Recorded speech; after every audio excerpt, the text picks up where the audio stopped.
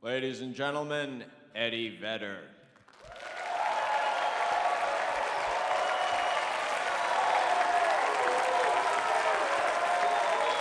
He's in Pearl Jam.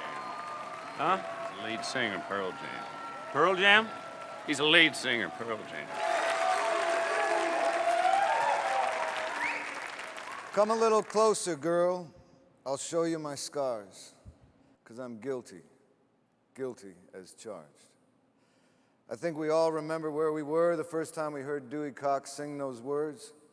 I was 13 years old, working at the corner store when Guilty as Charged came on the radio. It was a Where Are They Now block, but I knew right where I was. And for the first time in my life, I knew just who I was. In that moment, though I was just a child, I understood what it meant to love and to lose love, to die and be reborn, to cry tears of joy and tears of blood. For those 2 minutes, I was a 13-year-old outlaw, a sinner in search of redemption, a man with the body of a child and the heart of a bloodthirsty killer. All at once, I understood rock and roll. We heard him sing about walking hard, and we learned a little something about how we wanted to walk. Just like every other teenager, I wanted to walk as hard as Dewey Cox. But of course, nobody will ever walk as hard as Dewey Cox. He's been called the drifter, also the shapeshifter, the master chef, the chameleon, the problem child, the hard one, the white Indian, the giant midget. And of course, many know him as the TV spokesman for his line of Dewey Cox breakfast sausages. All right. I told him I had to put that in there. But to an entire generation of musicians, he will always be simply Cox. What do we think about when we think about Cox? A man with the voice of an angel, the mind of a scholar, the sexual appetite of 10 men.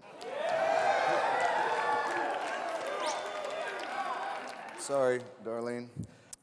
A man who woke up one day at age 15, strapped a guitar to his back, and set out to reweave the very fabric of that rich tapestry we call American music. Is Dewey Cox a legend? No, my friends. Dewey Cox is a man who took the legends to school. When Joe Strummer was still sucking on a pacifier in a crib in North London, Dewey Cox was already guilty as charged.